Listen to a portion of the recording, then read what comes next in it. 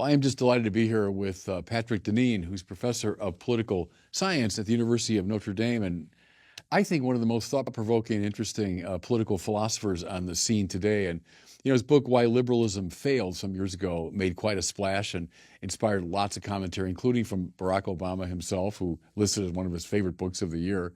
More recently, "Regime Change" is his book, and we have a chance to talk about these two books and talk about political science and philosophy and all kinds of other themes. So thank you very much for being with us today.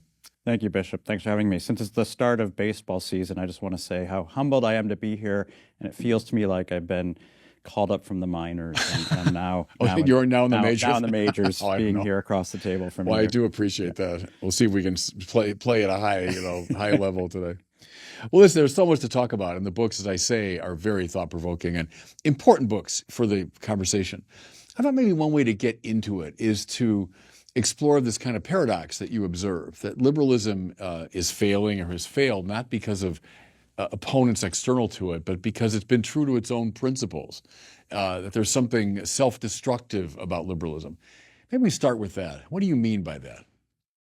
Right. Well, these are themes that are not, I know, not unfamiliar to you. You speak about these a lot. But the basic presupposition of liberalism, as I understand it, and I think as the tradition of political philosophy and theology would understand this, is that liberalism is ideally about the completely and truly free human being, the person, and freedom in the modern sense, freedom from any kind of obstacle or that which prevents us from achieving what it is we wish, what our will would desire.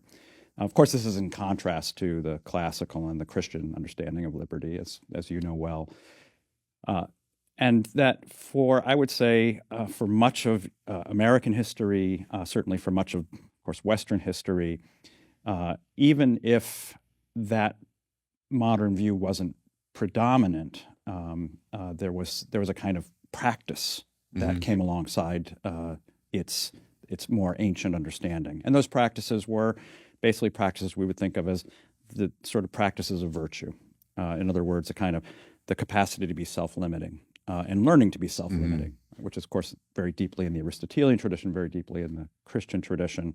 But when your definition of liberty becomes the freedom from or the freedom to do as one wishes, then those older practices and even institutions that taught us a kind of self-limitation, those now have to be either eliminated or changed, redefined, right? So that it's not that all the institutions go away. It's not that our Constitution goes away. It's not that institutions of politics or society go away. Like, for example, the schools don't go away, but their purpose changes, right? What it is they're engaged in doing. And the more we realize this modern notion of freedom in practice, the more, in a sense, we are left with the kind of realization, kind of the practical, political, social, economic realization of those commitments. And I think when we look at the large number of pathologies of the modern world, I think you can really trace them back to the realization of this theory of liberty. So this is all just to say that liberalism has failed because it succeeded. In other words, it took a long time. But when we think about the decay or the even destruction of all of the various institutions that you would think are necessary to a flourishing life, starting with the family all the way up to a political order, I think you can see the consequences of. They're all in crisis in different ways, aren't they? They all are. And I think there's a way in which many people who view these crises, it's a little bit like the blind men looking at the elephant. You tend to see it in sort of not connecting the dots. And I think if there was anything about my book that many people tell me, this first book, Why Liberalism Failed, many people tell me resonated with them, is it helped them to sort of connect the dots. These are all kind of a function of a same set of assumptions that have produced this. We were talking before we started about Robert Sokolowski, who was one of my teachers at Catholic U many years ago. And I took his seminar in political philosophy, and I was just a kid at the time. But it was such an eye-opener because coming of age as an American, you take certain things for granted about politics and the purpose of government and all that. And then to read from the classical authors that the purpose of government really is to make us good, and it has something to do with virtue. And that freedom is not, as you're saying, simply doing what I want so I don't harm other people. There's one limit to it. But doing what I want, as opposed to, no, it's actually a kind of disciplining of your desire to make the achievement of virtue possible. But that was like a revolution in my own mind. Like, what do you mean that's the purpose of government? But for much of Western history, that was taken for granted until this shift occurred in early modernity. So I think one of the things that's always, I hesitate to say this, but it's always a bit of a revelation to my students at Notre Dame. And this, you're talking about CUA, I assume, right? So even Catholic students, right, who grow up maybe going to Catholic schools, and going to church every week, perhaps, if not more often, even they have imbibed the dominant understanding of liberty. Even they, I'll often ask them, how do you understand, or how would you define liberty, or how would you define freedom? And they'll give me the kind of the almost Lockean definition of liberty, because it's the predominant view of the world that they imbibe more deeply than even maybe what they get in their formal education. Yeah. And then we do a dive in my classes from teaching Intro to Political Theory. We do a dive into thinkers like Plato and Aristotle. And I really emphasize, among other things, that take Plato as an example, in the Republic, when he gets to the description and discussion of what is the nature of the tyrant and what's the nature of tyranny, the tyrant appears to be the freest person in the world, because the tyrant can do whatever he or she wants. The tyrant is defined, in a sense, by the modern understanding of liberty. They can do as they wish. And then, in the course of describing what the tyrant is, he constantly, Plato, through Socrates, keeps describing him as a slave. Yeah. That the tyrant has the soul of a slave, because there is never a point in which the tyrant, in a sense, can ever fulfill the infinite desires that the human beings possess. And so the tyrant, in fact, is the least free human being. And it's the problem that we've all become our own little tyrants. That there's not one tyrant. We're all a tyrant. Because, hey, look, it's my will. It's my desire. And as long as I don't harm you, but I've got the freedom to do whatever I want. That's right. And then you've got a society of little tyrants who have no sense of cohesion or of a real common good. Well, of course, this is the understanding that lies at the heart of liberalism, which is, the title of the book is Why Liberalism Failed. And at base, I think the liberal sort of anthropology, right, the theory of human nature, is actually that we're all fundamentally tyrants. And Hobbes. And it's Hobbes. Right? This is Thomas Hobbes' understanding of human beings in the state of nature are tyrants. And the only way to restrain people from acting as tyrants is to impose from the top down this sort of external force, because it will not be internally gained. We can't develop the self-mastery. We don't have that capacity, right? In our heart of hearts, even if you and I might appear to be well-mannered, well-disciplined people, but in fact, put us, sort of Lord of the Flies, put us on the desert island, we'll quickly and our devolve tyranny into will, the war of all against selves all. will manifest itself. So the only thing that keeps us from being little tyrants, the little Platonic tyrants, is this kind of imposition of the state that we all recognize we have to have. It's a kind of mutual non-aggression pact. But notice what this means is that what claims to be a philosophy of freedom is actually a philosophy in which ultimately, to keep us from acting freely, we have to have this kind of state that presumes there's no capacity to develop us as sort of virtuous human beings. We have to prevent the tyrant from sort of bursting forth. And so people are sometimes shocked and they sort of disappointed that, well, liberalism in theory is a philosophy of freedom, but we have such a big and oppressive government. Why is it that liberalism has developed this massive bureaucratic state? Well, it's built into it. Yeah. It's protective, not directive, right? So classical political philosophy kind of directing people toward a moral end, where our sense is more, it's protective. So I've got rights, you've got rights, but we got to be protected from each other because we're a threat to each other. Yeah, that's right. Let's say with Hobbes, because I remember taking a seminar with Sokolowski and Thomas Hobbes, and something so fundamental shifted in Hobbes. And the wars of religion are often cited as a reason for that. But when Hobbes kind of blithely says in the Leviathan that, the old philosophers talked about the good, the summum bonum and all this, but there's none of that anymore. The good is just what I happen to desire, what you happen to desire. I mean, what happened? What happened to get from Thomas Aquinas to Thomas Hobbes? Wars of religion, I get it, that we just couldn't adjudicate our disputes, but put some more meat on those bones for me, because I wrestle with that. How do we get to Thomas Hobbes? Well, of course, the kind of the Whiggish theory, right? Yeah. The theory that the winners of those debates tell is that in order to resolve the wars on religion, we had to have some way of reaching resolution in which we would just basically, to use the philosophical term of art, we would bracket religious questions, or we would bracket questions of the good. Those would no longer be relevant. And the right. good, So there would be no more finis ultimus or summum bonum, because we can't agree. We can't agree on what that is. And therefore, those questions will be put aside, and we'll simply create a society in which we can have peace, and peace will be maintained by the sovereign, and people can pursue their whatever they value, whatever they believe, as a private matter. So it's a kind of privatization of the good, right? It's the idea that whatever you think is the good, whatever I think is the good, that's privatized. Right. And in the public domain, it's just a kind of matter of peacekeeping. Is that when Courtney Murray talks about the constitutional arrangement in our country as articles of peace? Yeah. So in a way, bracketing questions of ultimate good, although he certainly will invoke the natural law. Yeah. But at the same time, that stress is very Hobbesian, isn't it? They're articles of peace so we can kind of get along with each other. Right. So the theory, at least, suggests that absent any agreement upon the good, you can have a society in which there's lots of kind of, you could say, this is in some ways the theory of pluralism, right? There's lots of little pockets in which people can pursue their idea of the good, and this would be religious pluralism.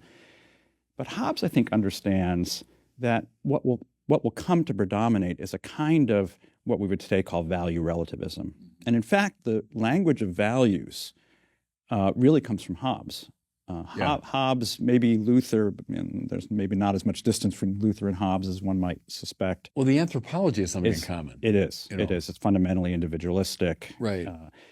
But the language of values is that there are only values. There's no truth. Right. Yeah. And Hobbes really stresses this. In fact, there's a chapter in which he talks about values, which in his view includes how we value human life.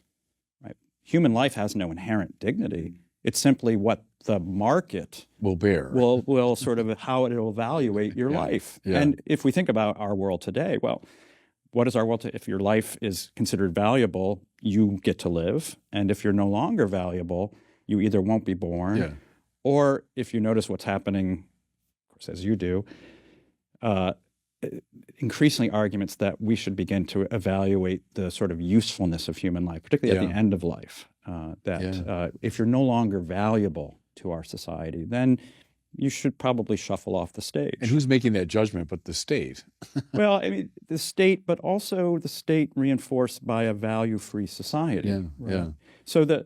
So Hobbes really, it seems to me, reveals the way in which even in a supposedly neutral society, a kind of a predominant worldview will come to dominate. And you could say that predominant worldview is a kind of market way of seeing the world. It's one in which, because there are no objective values, everything is always being evaluated in terms of a kind of market calculation, which will ultimately devolve into, well, what will your society truly be devoted to? Mm-hmm. It won't be some objective idea of the good, but it will have certain things it will be devoted to. It will be utility, it will be materialism, right? Comfort, right? Wealth maximization, which is what allows you to be free, right? Is wealth maximization. Because every society does, at least implicitly, have a summum bonum. So Paul Tillich, used to say that all you need to know about someone, you can find out by asking the question, what do you worship? Because everyone's got some highest ultimate concern, as he'd put it. Well, every society has got an ultimate concern. So you might say, oh, no, I'm bracketing all the questions of the good, but there really is a sense of the ultimate good, and you're displaying it there in a way, like so safety or for materialism or wealth become the ultimate goods of the society. So willy-nilly, it's there. It's not really bracketed. There is a kind of war between, competing visions of the good. That's right. Go ahead. Yeah, so of course, then not only, now does this new understanding of freedom and what it values, what it regards as the highest good, not only does that come to predominate, but this worldview now becomes actively hostile to what we might think of as the kind of classical understanding and those who maintain the view of the classical understanding of liberty. And here's where I think, John Courtney Murray, writing in the post-World War II era, 50s, was more sanguine about sort of the American situation than I think maybe is warranted today, because it still seemed like you had a kind of civil society that still could bear, and bring to bear commitments to the good. Yeah. That leavened this more utilitarian, functionalist, materialist world. But I think when you look at, again, the logic of this, again, this Hobbesian, Lockean liberalism, Right. what it really will begin to do is both erode those values or those understandings of the good, and then turn hostile to them. Yeah. Right. Actively hostile toward them. Because what are they? They are now a kind of effort to impose some notion of the good, even if it's on their own pluralist population. It's still a form of oppression. Yeah. And I know you're a student of Tocqueville, and many have commented that Tocqueville, in a way, noticed an equilibrium. So there's this liberal society at the upper level, but kind of underneath it is a common moral consensus born largely of religion that's providing a sort of ballast to the society. As that's eroded, as it clearly has in our time, I think in my own lifetime, the change in our society, visible change, from one that kind of basically held to, I'd call it a biblical anthropology, a biblical sense of life and the good, but that has eroded in the course of my lifetime. And then what are we left with when that Tocquevillian equilibrium is kind of undermined? Talk about that. Yeah, so probably my own reading of Tocqueville is a bit more, again, a bit less, reads him in a less sanguine way. Okay. I do think that, again, a lot of the way in which Tocqueville was read and understood coming out of that same period in which John Courtney Murray is writing, and you have Richard John Newhouse developing arguments in First Things. Right. The basic view is the following, that there is this equilibrium, and if in a sense we lift the oppressiveness of the liberal state from civil society, that civil society will flourish. Right. So it's a kind of, it's almost a version of if you have laissez-faire in economics, you'll have prosperity. And if you have laissez-faire in the civil realm, you'll have kind of this flourishing of the civil sphere. I think that's been the dominant view of the kind of standard Republican Party for a long time. I think Tocqueville understands in a way that maybe a lot of his readers, that the corrosive elements of what he calls democracy, we might say liberal democracy, that these have a tendency and these have a trajectory. And that they need, in some ways, to be actively sort of not only resisted, but you need a kind of active way of shoring up those kinds of institutions. And he's careful about how he says this, but he talks about the need not just to allow associations, but to, in a sense, shore them up. He says there may be ways in which they have to be artificially created. And he also speaks of the need for statesmen and philosophers to shore up religion and religious institutions and a religious perspective. He says not directly necessarily, but he says by giving people a kind of long-term perspective, elongating their view of history or human life beyond their own generation, the kind of society that can build cathedrals over multiple generations. Liberal democratic societies are going to become, they're going to have a much more short-term view of things. The people are going to have very narrow understanding of time and temporality.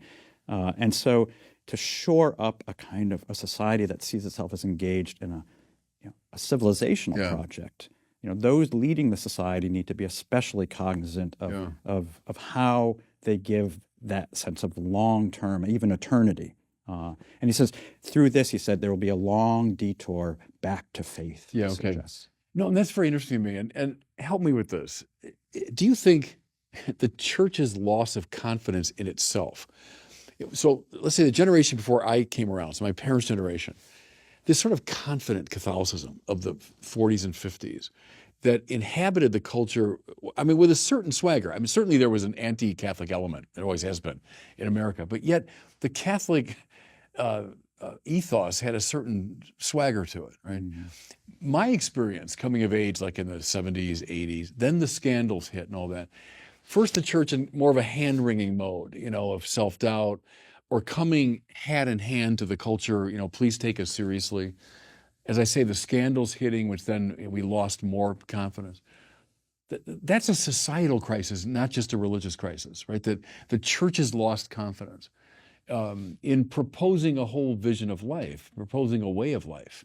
And so that kind of the attenuation of the religious presence has been really bad for our society. Yeah.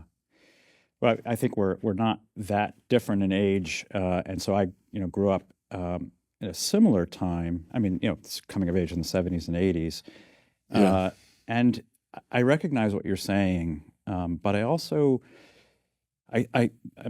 my experience of the faith growing up, and certainly growing up in a society in which there was a kind of, I would describe myself as the generation after the generation that arrives in America. So my grandparents' generation, they're like the big immigrant. So I'm an Irish Catholic. Yeah. My grandparents' generation is the generation that comes here. My father's and mother's generation is the generation that's kind of living in this thick, right, what's called ghetto Catholic culture, right? Yeah. They grow up in that. And it seems really solid. It seems to be a very solid thing.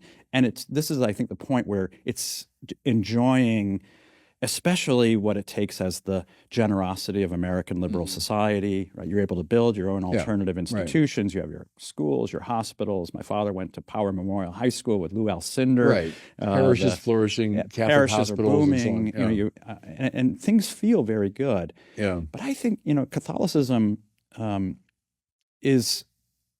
it's certainly, you can say, we can look at times of human history where Catholicism was, in a sense, it's a kind of separate from society, in the catacombs, perhaps. Yeah, right. But the catacombs didn't have institutions. Mm-hmm. The catacombs wasn't, didn't have schools and hospitals and so forth. But the catacombs also wasn't where Catholicism was meant to stay, or even where those who lived in the catacombs wanted it to stay. It's a public order. I mean, it's not just a private order. It makes claims on the public sphere, on every dimension of life. And I think what seemed to be very strong at that time, when my parents' generation grew up, proved in fact to be very fragile. Yeah, and I think that's fair. And I can tell you that growing up in my generation, it seemed like it was almost, even before the scandals, it evaporated in my generation. There are very few of my classmates that I went to school with, high school with, who are still Catholic. Right. Yeah, And I dare say, even as a personal matter, I have 3 siblings, and none of them are practicing Catholics. So, if you're batting 25%, I think, again, to use the baseball analogy, you're not going to make the majors. So it turns out that having having a view of the faith in which we could have our own thing, not make any claims on the world, and in fact, at that time, start to enjoy the kind of blessings of the world. Right. As long as you conform, right? So the JFK, right? Go down to Houston and tell us the way that you'll be Catholic, but not really a Catholic president. It turns out that it's a much more fragile faith, which then, when the scandals come, it fell apart. It falls apart. Yeah, no, I think that there's something fair about that. In a way, it's like the nostalgia for the pre-conciliar, church and all of its forms, but in fact, there wasn't a lot there when push came to shove. I'm reading right now that biography of JFK, and it's always illuminating, his faith, because he's a representative figure in a way. And then when I was a little further along in life, Mario Cuomo gives the famous speech at Notre Dame in 1984. Mm-hmm. And I've often remarked the declension from Mario Cuomo to Andrew Cuomo. So at least Mario at Notre Dame was, riven a bit, and I'm struggling between my personal and my public. And then by the time of his son's generation, it's let's light up buildings to celebrate, abortion. Yeah. So of course the Notre Dame speech, for those not aware of the speech, is he's considering a run for the presidency. He's largely viewed as the shoo-in, as the Democratic nominee. And he goes to Notre Dame to give a speech on abortion, which at this point the Democratic Party is still kind of struggling. Mm-hmm. It's shifting from, kind of had been, especially in the Northeast, the kind of Catholic Party. People like Joe Biden grew up under that dispensation. It's a pro-life party. It's a kind of socially conservative party. It's economically more liberal, socially more conservative. It's pretty Catholic in that sense. And but the party is shifting because the party has begun to move in a much more identity politics direction and the kind of sexual liberation direction that we now recognize. In that moment, Cuomo is kind of the key figure articulating, well, how can we, especially we Catholic Democrats, how can we articulate a kind of view that allows us to be, sort of pro-life, but now conform increasingly to the privatization of this view that people should be able to do as they wish. And his argument is that, well, I'm a Catholic, I'm pro-life, but that as a politician I have to conform to what the constitutional understanding of at that time post Roe versus Wade. So I have to conform to the constitutional understanding of abortion. Now, politicians all the time take stances in which they'll say, I disagree with the current understanding of, well, at that time, for example, gay marriage, right? So lots of politicians came out against the way in which court had decided that question. So it was a strategic decision for how to negotiate this, in which, and what you're pointing to, here you had a Catholic, the most prominent Catholic politician of his time saying, I will regard my faith in some ways as a private matter, right? And so it's almost the story from Hobbes to Cuomo. Yeah, which is fascinating, isn't it? Because JFK was certainly a bright man, but he wouldn't have been a careful student of political philosophy. But he represents that as sort of the last step in that process. Well, but it's interesting though, because JFK doesn't go quite as far as Cuomo, because he says, and he has to go before he volunteers to go before the ministers down in the Baptists down in Houston, to have this long, it's amazing conversation he has, hours long, explaining how he will, how he can be trusted to become president in a country that has this historical mistrust of Catholics being hierarchical, really ultimately is taking their rules from the Vatican, and a fear that it would undermine the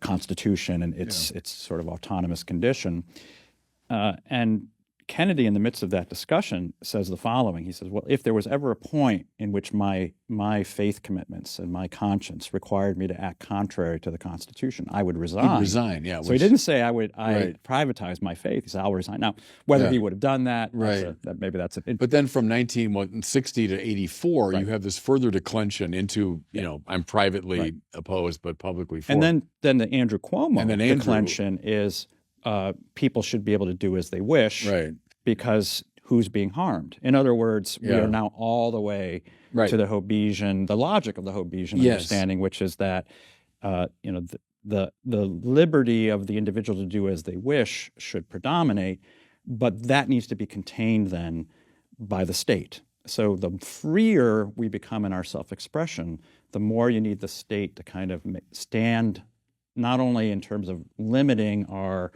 expressions of freedom where they become destructive of the society, but also actively advancing a vision of the free, unencumbered individual.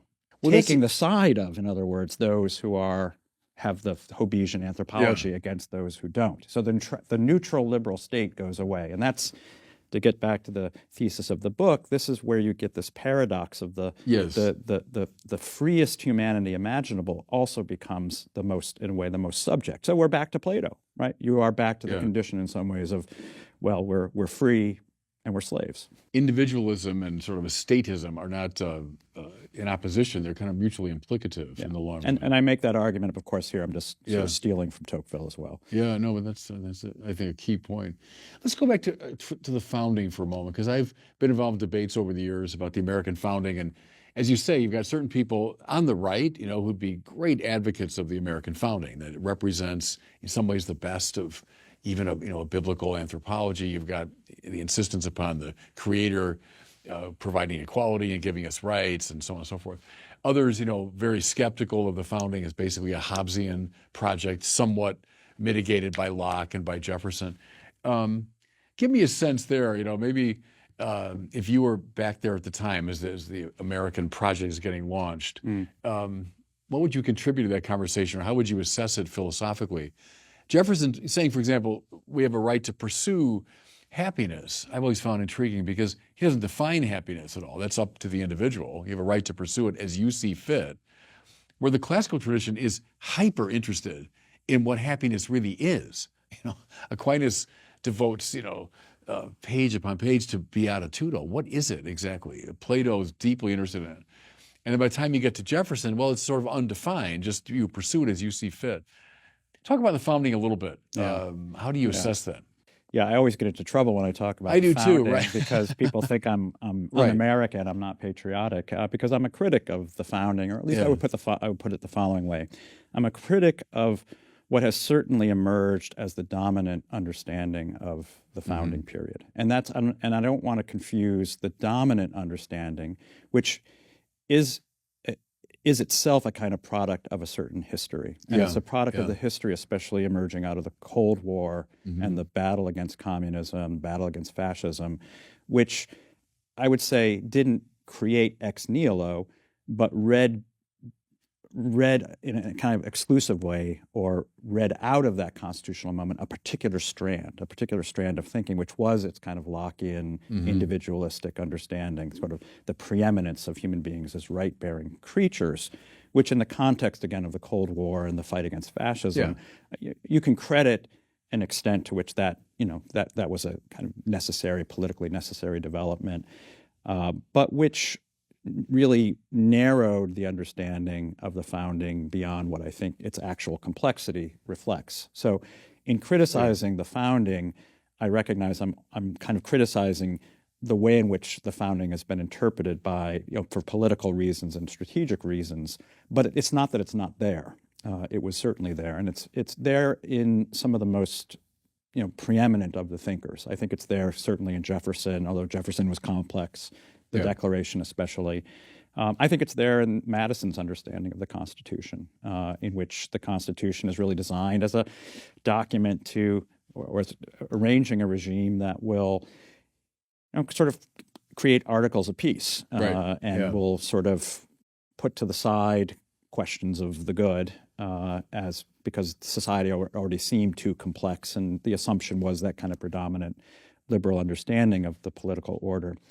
What interests me, though, is that there were voices at the time of the founding, and they weren't Catholic voices. They were predominantly Congregationalist voices, so coming out of the Reformed tradition, who were quite critical of this dominant view. They viewed the Constitution or some of its assumptions as too privatistic, as not sufficiently attending to the development of virtue, as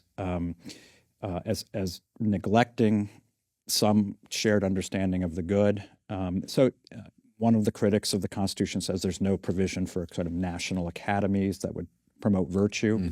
These get to be known, this basket of people get to be known as the anti-federalists. Right. And there has been some scholarly interest in them over the years, but I think they, like many of the losers in these debates, they tend to get written out of the story.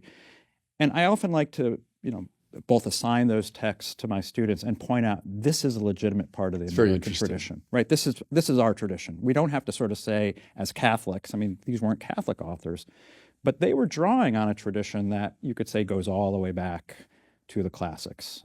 They were drawing on an older tradition, even though they were hostile to Catholics in many cases. They nevertheless still spoke that biblical vocabulary that we're talking about. And in that kind of, again, that Congregationalist tradition, even Puritan tradition that Tocqueville regards as the kind of true founding of America, there's a way in which you can read that tradition as giving us a kind of vocabulary. And when Catholics arrive, this is what the bishops are seeing. So Bishop Hughes, Cardinal Hughes, I guess at that point.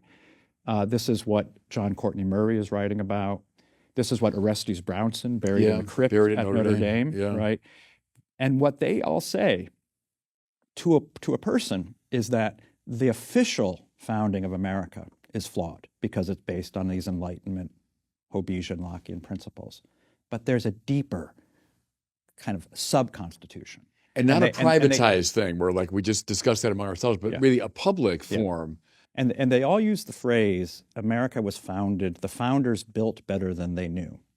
They built better than they knew. They were appealing, or kind of there was implicitly a kind of a widespread understanding that kind of served as a sub-basement to what was otherwise a kind of flawed philosophy. of a number of our founding fathers. And I think one can say that when Catholics come to America, and they rightly see this as a land of freedom that can allow them to worship, and when the 1950s you get this emergence of Father Sheen, and you get the public culture, which you get the Song of Bernadette, and Going My Way, and the confident Catholicism, the Boys' Town. You get this, you get this public.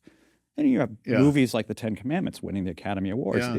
There's every reason to think that public dimension of the faith has a place at the table. It's very interesting because we could recover it to some degree. See, at times I get the sense of despair. Like, look, the toothpaste out of the tube. There's no way we're ever going to recover the pre-Hobbesian sense of the good.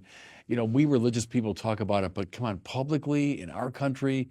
And so the best we can do is this kind of Articles of Peace approach, and so I'm always looking for signs of hope that we could recover, not aggressively, not violently, and all that, but recover a common sense of the moral and intellectual. It's an epistemic crisis too, isn't it? Yeah. It was a loss of confidence in our capacity to know the truth. What's the path to recovering that? And you're hinting at it there, both with this at the time of the founding and coming up through the tradition. Mm-hmm. What's the ground for hope today that we could recover it? I think the ground for hope, actually, I guess it's in the title of this book, which, Bishop, I'm the last person in the world who expected this book to do well. This is published with Yale University Press. Yeah. I thought maybe I would get it published and get promoted to full professor, which I did, so I got that. It sold 70,000 copies, which by academic standards is pretty good. Yeah. And it touched a nerve, as you already mentioned, across the political spectrum.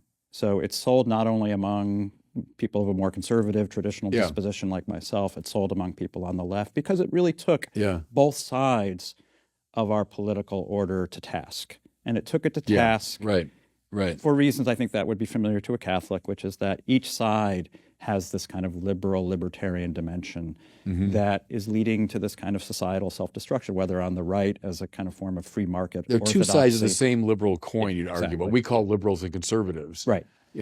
And then the left, especially with its kind of sexual libertarianism, that has, I think, in many ways undermined the family and kind of the core basis of a flourishing human society. And people could pick up this book on any part of the political spectrum and find something that they agreed with, although in many cases they would say, I agree with half of this book, which is what Barack Obama did as well. Yeah, said, well, there's half of this I like. Right. But in a sense, what that indicates to me is that everyone recognizes there's something wrong. Yeah. And more people are beginning to put together, well, you're not going to solve this on the terms of the current political dispensation. So if there's grounds for hope, at least for me, and as a Catholic there always are, but at least in the narrower political sense, it's that the people who are reading this book and getting most excited about it are young. They're young people. Yeah. They're students. They're people of the generation after us. Who they're not buying the goods that their older generation has been selling them, that the only way that conservatives can fight against this is by reviving the fusionism of the Reagan era, or the left is, at least some element of the left is seeing that the kind of lack of concern about formation of families and homes and so forth is really a problem. So I think that there's hope. Now it's a qualified hope, because this is I would say, a thoughtful minority of people, but I think it's what could be the beginning of a kind of fundamental change. It'll take a generation, but in which a recognition of the perils of the logic of liberalism is increasingly recognized, and a kind of alternative is developed. Mm-hmm. Let me stay with that for a second, because you look at the stats around young people today, and the spiking numbers, depression and anxiety, suicidal tendencies, and very often we run to the social media, and I think they play a role, to be sure, in all that. But see, I've often wondered if it's this deeper thing. In some ways, the whole new atheism fad, and it's like a limit case of what we're talking about. it's all up to me. I decide value. I decide what's true and good. There is no objective norm. We don't come from anywhere. There's no objective moral value. I have no moral purpose to my life. And a lot of people, young people, heard that message from the new atheists and said, "Oh, great, stick it to religion." But look what you're left with. I mean, it's this blasted landscape of hopelessness. And in a way, that is the limit case of what we've been talking about. Is when you so internalize and subjectivize value, and you've lost any common ground. That together we can work for a good that lies beyond us, that we both believe in. Or our whole society can be ordered according to goods that we all believe in. When that disappears, of course you're left with depression, anxiety, and so on. And so in a way, I see that paradoxically as a sign of hope that people hit a wall and will say, this is just not working. Yeah, I think if it turned out that the condition of the sort of complete liberation of the individual, as we've been describing, as sort of liberalism posits as a kind of, that's what our true nature is. If it turned out that people were immensely happy, joyous, they thought life was never better, that it was fulfilling and profoundly satisfying, then I think we might have to, we Catholics and sort of more Aristotelians say, okay, turns out empirically we were wrong. We were wrong, we can keep our faith, but, maybe. But in fact, it turns out maybe we had the wrong theory. I think in many ways, none of us are surprised by seeing, all of the kind of measures of social science. And this is where I think social science actually can be valuable. I'm a little bit of a skeptic of my own discipline. But social science seems to me consistently showing that on every measure of human relationality, the ways in which we form or don't form bonds, everything from, bowling leagues and Robert Putnam's description, down to the level of friendships. Like how many close friends do you have? And that number's been declining. Fewer and fewer young people. Right? And if you don't have good friends in your life, that you can call up at 3 a.m., like, give me a ride home from the bar. You'll be morally lost pretty quickly. Aristotle knew that. Yeah, absolutely. Yeah. So in every measure, those aspects of our life are declining, and so are measures of human happiness and satisfaction.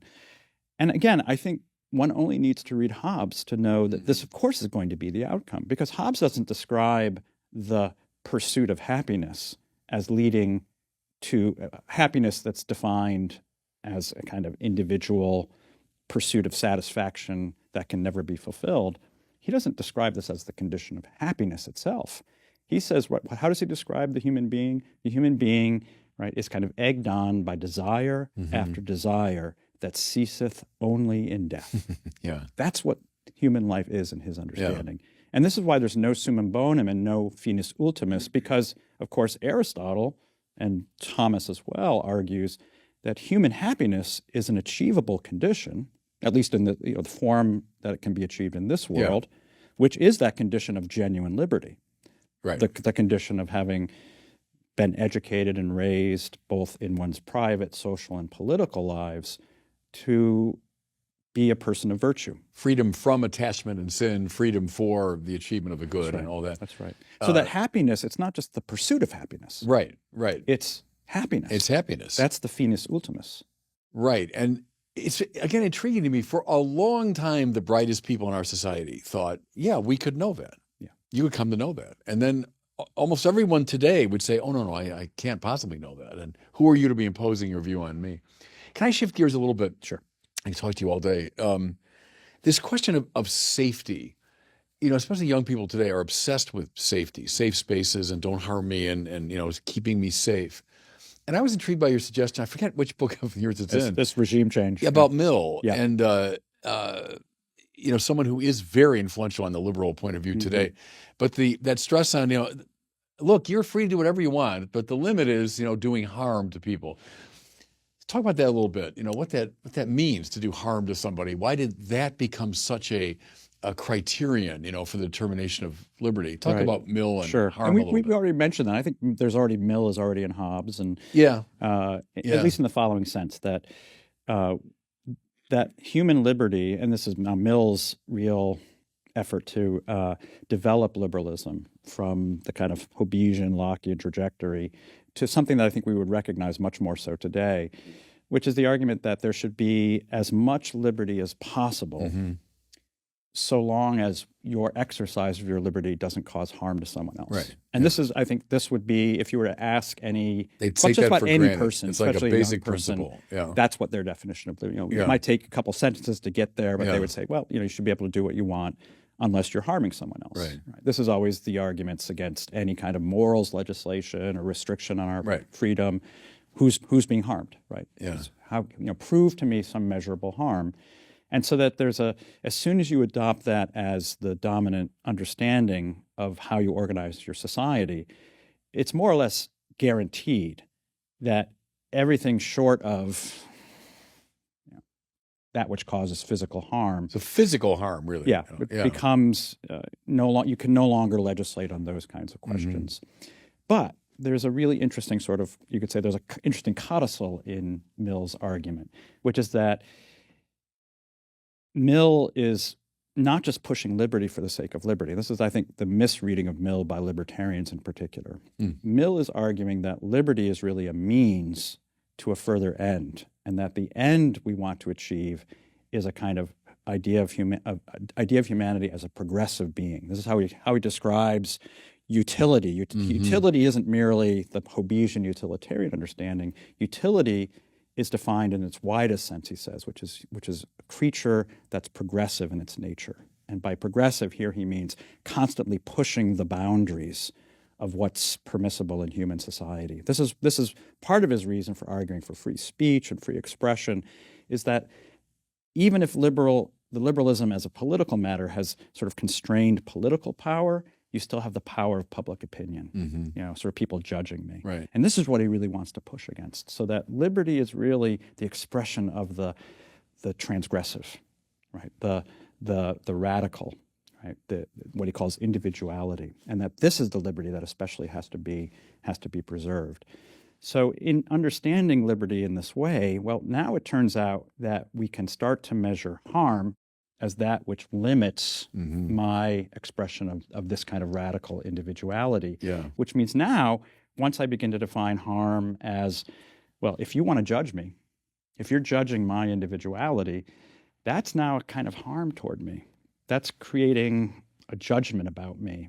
And now we can exercise authority over that, because if I can prove harm, that's subject now to some kind of limitation, public, social, what now we're into wokeism. And that's really, I think, so I know you had Chris Rufo on. I like Chris, but I think Chris is really working hard, and others in the sort of conservative movement, to sort of say wokeism arises from this kind of foreign contagion. It's cultural Marxism. Right? It comes from Marcuse. It comes from Marxism.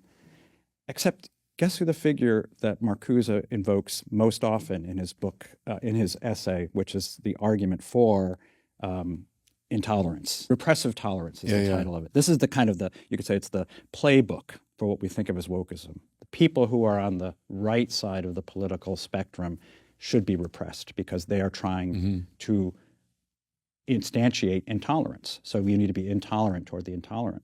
The figure he cites most often is John Stuart Mill. It's very interesting. He cites John Stuart Mill because John Stuart Mill, in a sense, defines where it is you can begin to invoke limitations. And the limitations have to be on those who want to limit the transgressive. So again, notice how, in a way that is in keeping with the anthropology of Hobbes, in its own way, that the transgressive, the individual, the genuinely free, has to be given a kind of put into the driver's seat. And there's a through line from Hobbes to Mill to Marcuse. So Marcuse doesn't represent just a foreign contagion of Marxism. It's within the liberal tradition. And so for those who just want to say we need to just go back to John Stuart Mill to save us from Marcuse. We're going to get back to Marcuse through that. It's very interesting. I think that people are writing around the same time, Mill, Marx, Newman, right around the same time. And Newman, who's Orestes Brownson. And Brownson as well. No, and Newman, who in many ways reverences the modern tradition, takes it in, Locke especially, but then has the fathers in him and has the Bible in him, which gives him a whole different sense of what liberty. And then someone like Brownson on our side of the Atlantic. It's interesting, too, that Brownson and Newman are both converts to the church. They see something. And they recognize the dangers within American and British society. But of course, the church at the time, I've been doing a course right now on liberalism and its critics, and we've been reading a bunch of 19th century sort of encyclicals and authors, Brownson among them, now figures that the church, or at least let's say dominant voices in the church, want to say, okay, we don't resort to those arguments anymore. Post-Vatican II, we've made our peace with modernity, we've made our peace with liberal democracy. And I think there's it's interesting to go back and read some of those figures, Bonald and Below and Cortez and some of these 19th century reactionaries or counter-reformation, counter-revolutionaries, because they all discern obviously the dangers of liberalism as they understood it, and again as it's played out. They predict, okay, this is going to come after the family, this is going to come after the church. Right. Anything that's not fundamentally anthropologically individualistic at its core won't be tolerated. It will be actively, attacked and that has disassembled. come true. So I think looking at what happens from the 19th into the 20th century, again, the church always says it's reading the signs of the time and rendering a kind of its judgment of how to express the faith, which is consistent and true over time, how to express the faith in light of the signs of the time.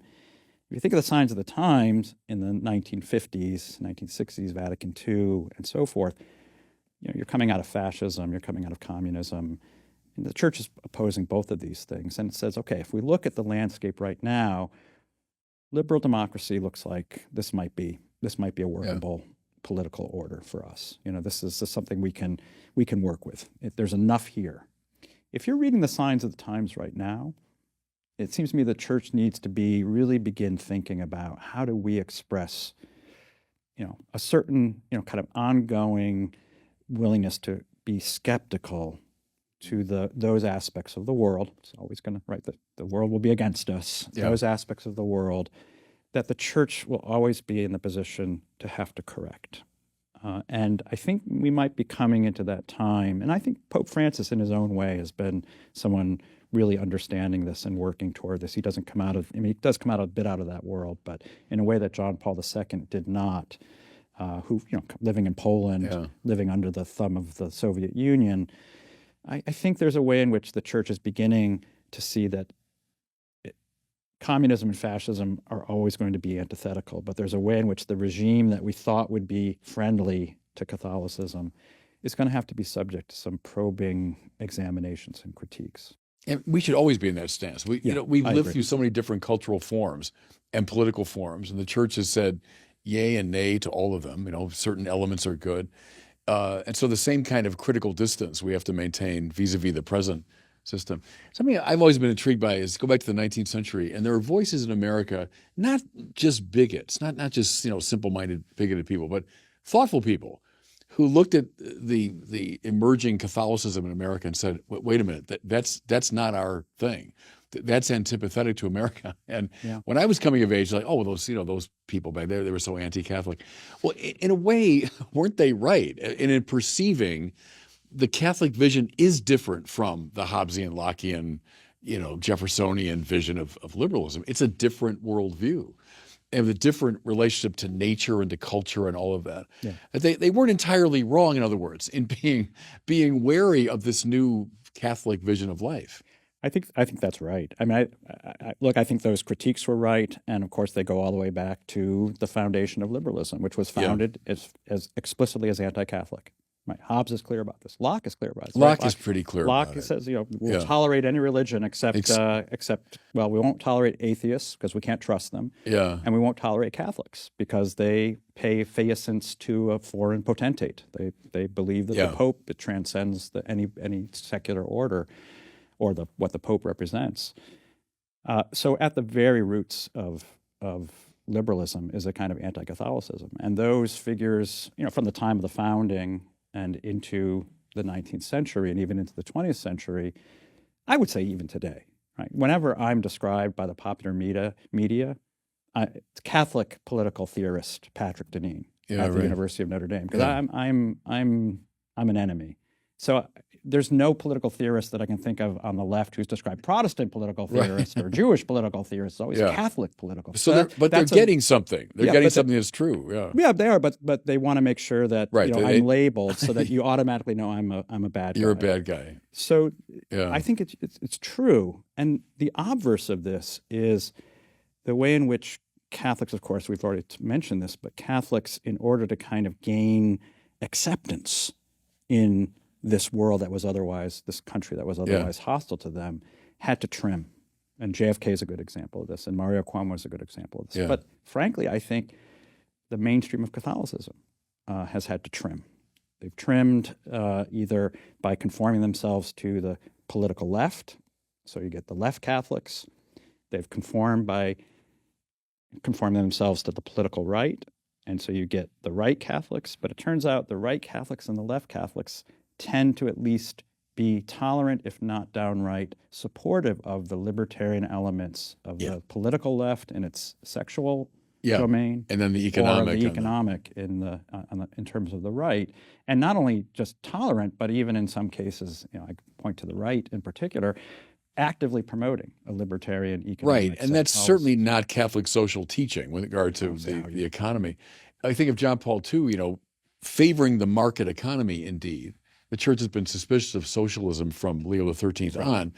But a market economy circumscribed legally and morally in all kinds of ways. So it's not like a just liberal libertarianism. Supporting labor unions and So again, escaping the easy left-right divide. Yeah. But it's a minefield, isn't it, as Catholics have tried to make their way. But I wonder, as I said earlier, that a loss of confidence in our own great intellectual tradition. And not sort of begging for space within the liberal arena, but proposing a whole different vision of life. So this is when I mentioned the younger generation. So it is a cause for hope for me, but I'll say qualified hope in the following sense that I think, especially the younger generation of Catholics, I spend a lot of time on college campuses, my own campus, Notre Dame, a lot of other campuses, and the younger generation of those who would consider themselves to be really Orthodox Catholics. They're what we're talking about. They're there. They really see themselves as, and now this term that I've somewhat adopted. It's the subtitle of the regime change book, post-liberal, which has its roots and origins in post-liberal theology. Right. But post-liberal is becoming fashionable as a way of describing this because it sees itself as sort of succeeding liberalism, sort of rejecting liberalism to court in the ways we've been describing this as trying to refashion a kind of more Aristotelian understanding for the modern age. So it's not pretending to go back. It's post-liberal. It recognizes where we are now. So I would say the younger generation of Catholics have to be among the most intellectually vibrant and engaged, maybe of Catholics of any time. I mean, can you think of a time in which sort of what you might think of as the average Catholic, was reading Aquinas and Augustine and the most the younger all the seminarians. Like I didn't know any, I didn't know the encyclicals growing up. I grew up in that sort of still quasi ghetto world in which we weren't taught encyclicals, much less Aquinas or Augustine. We read some version of the Baltimore Catechism. Know how to answer these questions. These are intellectually really engaged young people. So on the one hand, I think they're actually well armed in a way that maybe the generations that we came out of weren't. I do worry, though, that the faith could potentially move in too intellectual direction because, of course, it's a faith of practice and piety and practice, and not just for a kind of elite. It was the faith of ordinary people. And that's where I worry about the church increasingly. It's sort of its intellectual dimension. Like young college students who are engaged, I get invited all over the place, as I'm sure you do, to talk to these kinds of students. Right.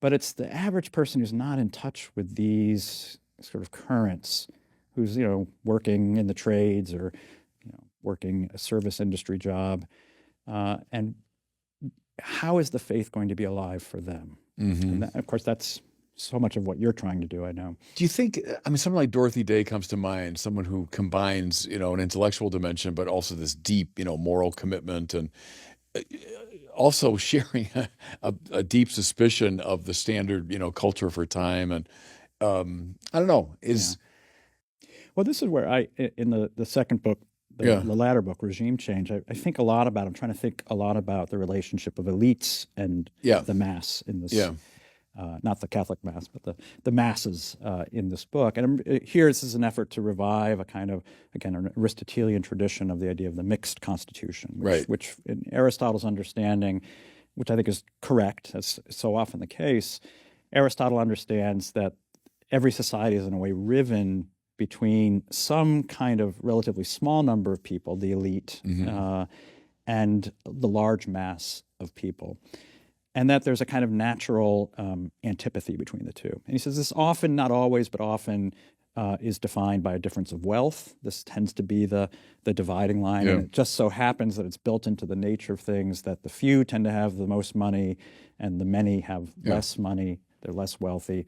And that every society will tend to devolve into some kind of a civil war or anarchy as a result. And what will prevent this from happening is the big question. And as I'm reading and teaching Aristotle over the years, and as sort of the rise of populism and concern about elitism is kind of just in the air, I'm thinking, why aren't we talking more about Aristotle? Because he's describing exactly our circumstance. And what Aristotle proposes as at least one of the answers to this permanent condition of humanity is a kind of not hostile, but a kind of cooperative and even friendly relationship between the few and the many, which he calls polity, which is a word that means constitution. In other words, the idea of somehow mixing the elements. And in thinking about what he means by mixed constitution, what I truly try to explore is what would that mean for us today? And at the deepest level, having taught at Princeton, Georgetown, and Notre Dame, I think the contemporary elites coming out of institutions like mine mix very little with ordinary people. I think there's, in a way that maybe not to be nostalgic. Yeah, I mean, the kind of deplorables. That's the most, I would say, the extreme most execrable and extreme form of that. But there's also a kind of non-prejudiced form of that, which is just not having any contact. Living in different worlds. Living in a kind of bubble. This is what Charles Murray describes in his book Coming Apart. Just living entirely, going from upper middle class to upper class suburbs to the best schools, to Notre Dame, to living with your graduate friends in Brooklyn, and then going to live in wealthy suburbs and retiring in Florida. Never really living Never mixing with the other world. And so, and this does touch on the question of the faith, because we were saying earlier, well, what can a bishop do to really change things? Of course, I'd like to think that people like you are doing a lot. But it seems to me in a Christian society, it's not going to be just the church. It's going to be the people in society who are, those who people admire, right? The people we want to be like, those we want to emulate. And when those people are, coming out of Hollywood and so forth, and they're kind of garnering all of the attention, that's going to have a certain kind of tenor or flavor to society. But even the students I'm describing who are very intellectually engaged and smart, most of them are going to live in D.C. and New York City, and they're going to take jobs at McKinsey and work for Senator so-and-so and clerk for the Supreme Court and go to law school. So it's not an antipathy to ordinary people. It's just the path that we're on today. And one can say, and I'm a fan of Wendell Berry, one can say, okay, read some Wendell Berry, read some Rod Dreher, and choose the Benedict option, choose to kind of live in a place that's not in the kind of the elite places of society. But at some level, it's also structural. It's structural. And it may need a more structural way of addressing this, right? And what would that look like? Well, I think going back to Catholic social teaching, there's a real suspicion of sort of economic concentration of power. There's suspicion of some degree of political concentration. But it's one of the great underappreciated elements of it, I think. It's just that. It doesn't like concentrations of economic or political power. It likes it distributed. That's right. Hence Chesterton's distributism. That's right. And so we clearly today we certainly have concentration of political power. We recognize that. But we also have concentration of economic power. Yeah. And this is where I think the kind of conundrum comes into play, which is in the Catholic understanding, I think broadly, you're going to need an exercise of political power to sort of limit the economic concentration of power. So there is the appropriate exercise of political power, which isn't just centralized political power, but it's the ways in which I think so much of our economic system today is all about absorbing the people who are graduating from the institutions where I teach and taking them out of, removing them from all of the various places of our country where they could really valuably be these kinds of more local stewards of their society and could become the admired people of their places. And I say this as someone who really thinks that short of that, I don't know how the ordinary person working the service job or the trade job necessarily finds their way to the faith in a way that doesn't require them to do, an advanced course of study today. Yeah. I think I have a couple of things. I probably have to close. I got to talk to you all day again, but we're a little past time. But years ago when Sokolowski was teaching us Aristotle, that line, what's the right thing to do? And the answer is find the good man and do what he does. Yeah. And it's one of those things you can say, well, it's a circular answer, but I think there's something very right about that. It's not so much learned abstractly through principles. It's, well, there's the good man. And especially if you're in a smaller community, it's easy enough to pick out, oh, yeah, that's the good man that I want to, whatever he or she does, that's what I want to do. In the more religious context, it would be the saint. Who's the saint in our community? What do the saints do? Well, that's what I want to do. And I wonder if that's a way to recover this great tradition. It's not just a theoretical, as you suggest, but it's these embodied figures, the good man, the good woman, the saint, will teach us, what the good is. Yeah, since I'm in Minnesota right now, I always like to mention to my students, I say, well, many of you want to go off and you will go off and work for, again, you'll be a functionary in the regime in Washington, D.C., and you'll have a good life, and it'll be interesting. You'll meet lots of interesting people, and you'll be surrounded by nice restaurants and so forth. But you will be, you may have some impact. You may help draw up some legislation, but you'll have relatively modest impact in terms of the world around you. I said, but think about someone like Moonlight Graham, who was in Chisholm, Minnesota. Right, Field of Dreams. If you know the movie Field of Dreams, right? This was he was the local doctor. He was a real figure. He was a real human being. And Burt Lancaster from the movie. He played by Burt Lancaster. And I love baseball, as you can tell. I've referenced it several times, and I just wanted to learn more about him. So I've spent some time reading about him. And he's someone who every community in America has had people like this. Yeah. I grew up in a town, Windsor, Connecticut. We had people like this. Every town, the good man that people would. Yeah, the good man, exactly, who was a kind of figure of enormous prestige and prominence in that relatively small place. He was the doctor, and he would open up his practice on Saturdays to serve especially children whose parents couldn't afford care, and he especially had a concern about sight and vision, and so he would always pay for young children's glasses, not sunglasses, glasses, so that they would be able to see. And he was so esteemed and admired that after he passed away, not only, of course, did they name things after him, but they create a scholarship, which still exists to this day, to send a student off to study medicine. Yeah. And I suspect that today, if there were Moonlight Graham, kind of someone like Moonlight Graham in Chisholm, Minnesota, he or she would get a scholarship to Harvard or Yale and would be working in New York City or Washington, D.C., which means that what these institutions are doing is depriving the Chisholm, Minnesotas of the person who could be somebody who would be profoundly transformative and will be remembered by that community. And this is what I try to appeal to my students' ambition, because they're ambitious. I said, look, you can go get a job in Washington, D.C., and you'll have a good life. But if you're ambitious, you can be a great man or a great woman in a smaller place. And have a huge impact. Far more than you're likely to have in Washington. Well, I think that's dead right. That's dead right. And a good place maybe for us to halt the conversation. Loved it, enjoyed it. We covered a lot of ground. And I think these are issues of supreme importance in our society. So thank you for being with us today. It's my pleasure. My honor indeed. Thank you. Well, God bless you.